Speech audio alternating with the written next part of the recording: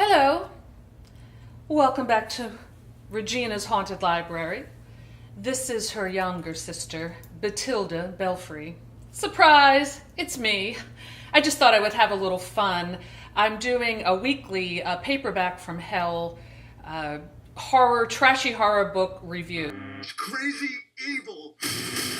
So, first up, I read, this was from my last horror haul, Blood Music by Jesse Pritchard Hunter.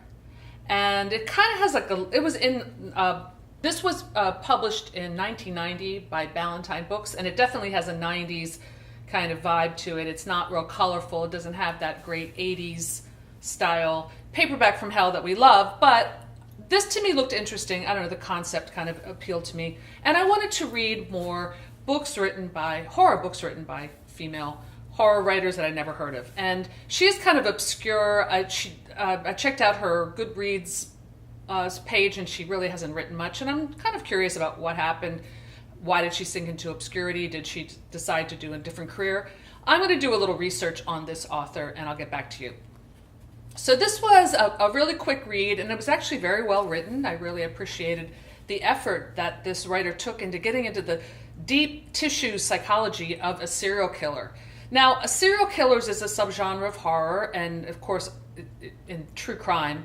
So this one kind of was like a Son of Sam kind of dude who likes to kill beautiful blonde women, slit their throats, rape them, do all kinds of horrible things to them in the back of his nasty van, while he's obsessed with classical music. Now, it does get into why that is.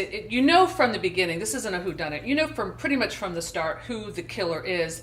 It's more about why, like what is his psychology, why is he a killer, and why does he love Chopin while he's doing it. It's interesting. It gets into like different points of view. You have the killer's point of view, which is always an interesting place to be as a reader, and sometimes a little disturbing. And then at his wife's point of view as she figures out that he is this monster.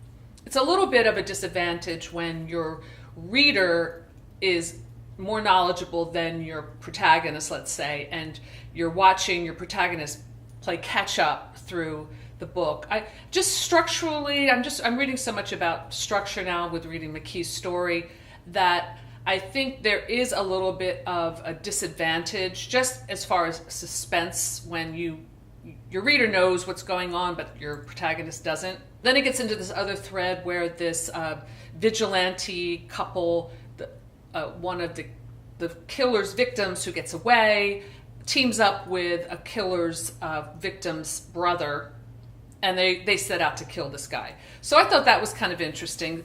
Vigilante stories are interesting, and they can be really satisfying, especially when the killer is a real monster, which this guy actually is. The writer, it does kind of have a little bit of a feminist bent, because even though the killer is like an incredible misogynist, and he only finds relief from his psychological problems when he kills beautiful blonde women.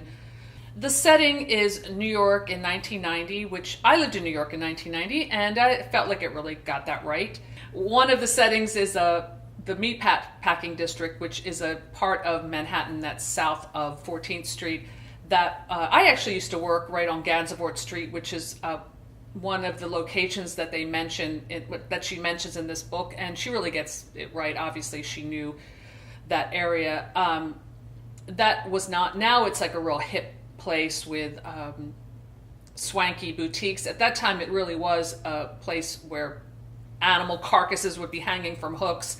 So I definitely enjoyed this book. It was a fast read. It was enjoyable. The writing was good. The descriptions were really good. I felt like there was a little bit of poetry thrown in there for good measure. Knowing who the killer was, I think, made it a little bit of a less compelling read. And also, I don't know if it really made the connection between the music obsession and the killing. It was an interesting conceit. I don't know if it really worked. I like this book, so I would definitely read another book by this writer, so I'm going to check out more of her work. So that's all I have for today. Batilda will be back next week with another Paperback from Hell review for our summer trashy horror reads. And we'll see you then. Thanks for stopping by Regina's Haunted Library. Bye!